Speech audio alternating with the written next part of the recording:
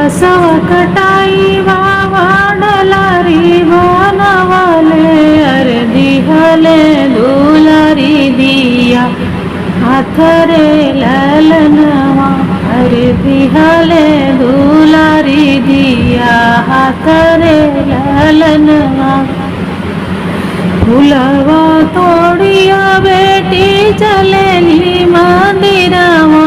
रे गौरी पूजन के जाई रे ललनवा अरे गौरी पूजन के जाई रे ललनवा गौरी के पूजी बेटी घर के लावटली अरे माई देवड़िया ठाढ़रे ललनवा अरे माई देवड़िया धैले ठाढ़रे ललनवा गौरी के पूजी बेटी कवन बारा मंगलू अरे हमहू के दे तू बताई रे ललनवा अरे हमहू के दे तू बताई रे ललनवा नैहर में मंगली माई भैया से भतीजवा अरे अपने के अमर सुहागरे ललनवा अरे अपने के अमर सुहागरे ललनवा बसवा कटाई चाचा डलारी बनवले अरे दिहले दुलारी दिया हाथ रे ललनवा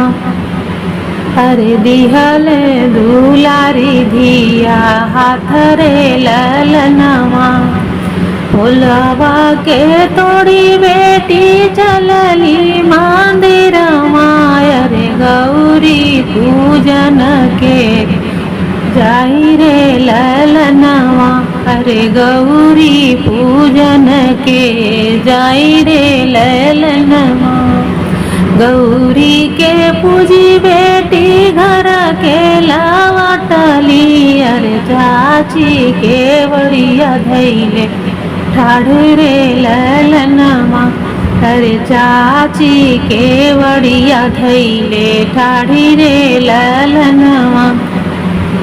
गौरी के पूजी बेटी कवन भरा मंगलू अरे हमहू के दे तू बताई रे ललनवा अरे हमरो के दे तू बताई रे ललनवा नैहर में मंगली चाची भाई सुखी परिवार अरे अपने के गोदी में बाल करे ललनवा अरे अपने के गोदी में बाल करे ललनवा बसवा कटाई भैया डलारी बनवले अरे दिहले दुलारी बहिना हाथ रे ललनवा अरे दिहला दुलारी बहिना हाथ रे ललनवा फुलवा जे तोड़ी बेटी बहिना चलली मंदिरवा अरे गौरी पूजन के जाई रे ललनवा अरे गौरी पूजन केरी जाए रे ललनवा गौरी के पूजी बहिना घर के लावटली अरे भाभी के बड़िया धैले ठाढ़ रे ललनवा अरे भाभी के बड़िया धैले ठाढ़ रे ललनवा गौरी के पूजी ननदो कवन बार मंगलू अरे हमहू के दे तू बताई रे ललनवा अरे हमारो के दे तू बताई रे ललनवा ससुर नैहर में मंगली भाभी सुख संपत्ति अरे ससुरे में लहुरा देवर रे ललनवा। नैहर में मंगली भाभी सुख संपत्ति आय रे ससुरे में लहुरा देवर रे ललनवा।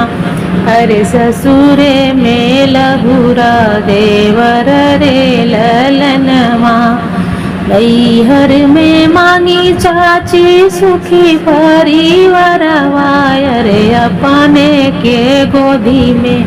बालक रे ललनवा। अरे अपने के गोदी में